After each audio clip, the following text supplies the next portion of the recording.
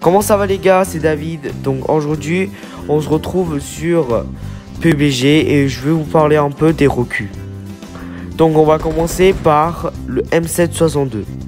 Donc si vous le savez, le M762 c'est l'arme, on l'utilise principalement au corps à corps.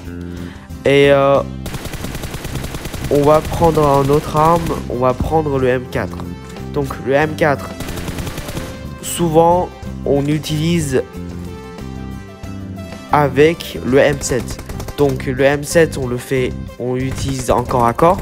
Et le M4 on l'utilise en moyenne distance ou distance pour tuer les ennemis. Et on met un viseur x6 souvent ou un viseur x3.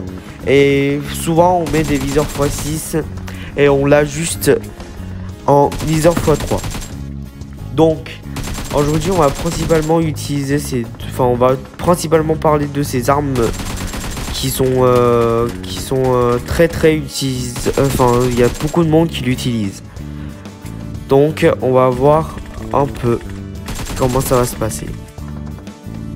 Je vous ai montré un peu la génération de M762 et comment on gère le M4. Donc maintenant j'ai un AK dans ma main, donc je vous ai montré un peu comment ça gère l'AK.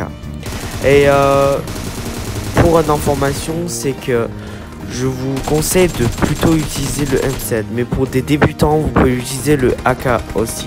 L'AK fait plus de dégâts que le M7, mais le M7 tire plus vite que l'AK.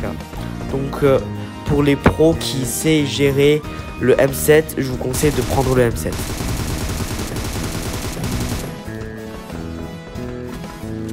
Donc là, c'est la comparaison entre le M762 et l'AKM.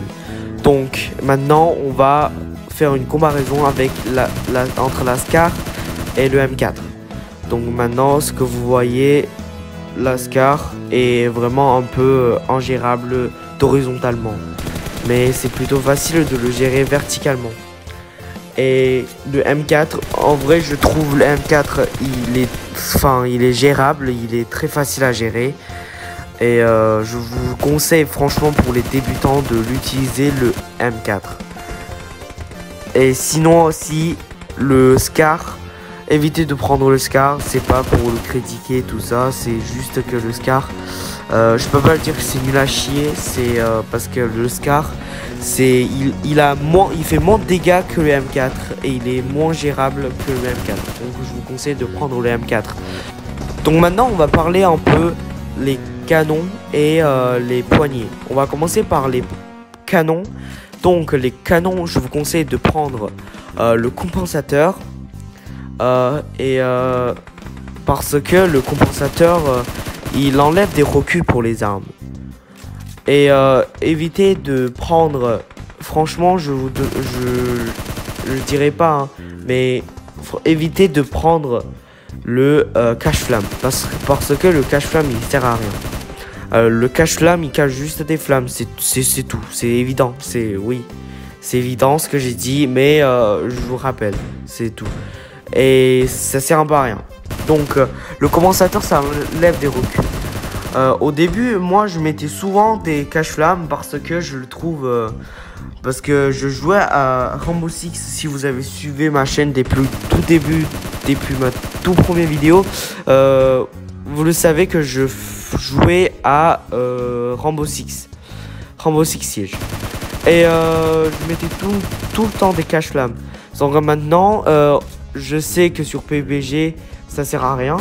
Donc je vous conseille de mettre un compensateur. Maintenant, parlons de poignées. Alors les poignées pour la SCAR. Bon, je pense que après cette vidéo, mes abonnés vont arrêter de utiliser la SCAR. Mais quand même, la SCAR, vous pouvez mettre un poignet avant vertical. Parce que le recul vertical de SCAR, c'est vraiment incroyable. C'est pas possible de le gérer. Donc, et aussi, c'est bien le poignet avant vertical. C'est que il enlève aussi les reculs il enlève un peu des reculs de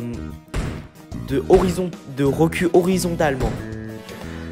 Et aussi, on va parler les trucs pour le poignet pour le M4.